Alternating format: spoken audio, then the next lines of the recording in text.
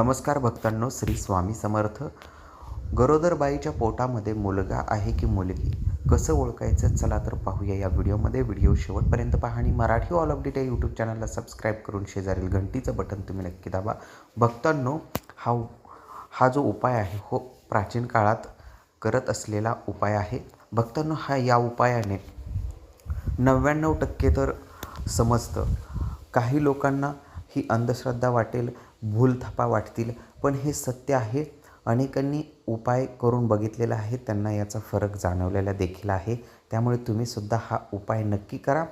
आपल्याला आम्ही मुलगा आणि मुलगी यामध्ये भेद मानत नाही, पण एक जस्ट प्राचीन काळातील उपाय आहे, त्यामुळे आम्ही तुम्हाला सांगण्याचा प्रयत्न करत आहोत. मुलगा आणि मुलगी समानच आहे असं आम्ही मानतो. आमचा चॅनल असं कोणताही गैरसमज पसरवत नाही.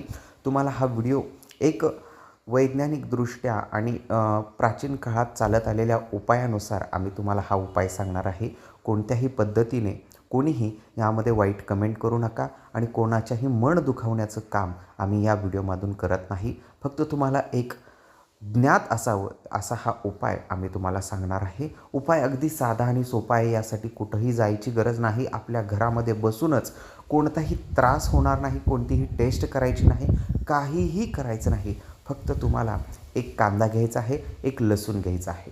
जर तुम्हाला लसणाच्या वासाने त्रास होत असेल तर नक्की समजा की तुमच्या पोटामध्ये जे बाळ आहे ते मुलगा आहे. जर कांद्याच्या वासाने त्रास होत असेल तर नक्की समजा की तुमच्या पोटामध्ये ही मुलगी आहे. तर तुम्ही म्हणाल, काय थपा तुम्ही सांगत आहात, काहीतरी वेडेवाकडे सांगत आहात, लोकांची दिशाभूल करत आहात. तर यामागे एक कारण आहे. पण हा उपाय आपल्याला एक 8व्या-9व्या महिन्यामध्येच करायचा आहे, जेणेकरून आपल्याला समजेल की मुलगा आहे की मुलगी आहे.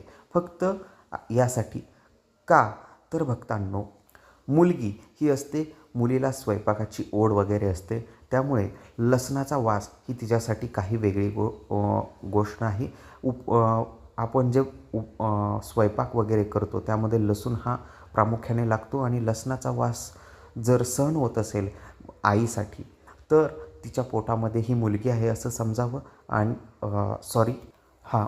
लसणाचा वास सहन होत असेल तर मुलगी आहे असं समजावं आणि कांद्याचा वास सहन होत असेल तर मुलगा आहे असं समजावं.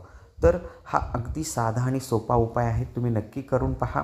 याचा तुम्हाला लगेचच फरक जाणवेल. म्हणजे ज्यावेळेस तुम्ही डिलिव्हर व्हाल, म्हणजेच मूल जन्माला येईल, त्यावेळेस तुम्हाला कळेल की हा उपाय खरा आहे की खोटा आहे. कारण 99% लोकांना तर याचा खराच कळलेला आहे. 1 महिनाभर तरी किंवा 15 दिवस तरी आपल्याला अगोदर समजू शकते की आपल्या पोटामध्ये मुलगा आहे की मुलगी आहे. आम्ही कोणत्याही पद्धतीचा दुजाभाव करत नाही. मुलगा मुलगी समान आहे. फक्त एक शास्त्रातील उपाय आहे, ते आम्ही तुमच्यापर्यंत पोहोचवण्याचा प्रयत्न केला. व्हिडिओ कसा वाटला कमेंटमध्ये नक्की सांगा. असेच नवनवीन व्हिडिओ पाहण्यासाठी मराठी ऑल अपडेट या यूट्यूब चॅनलला सबस्क्राईब करा. धन्यवाद.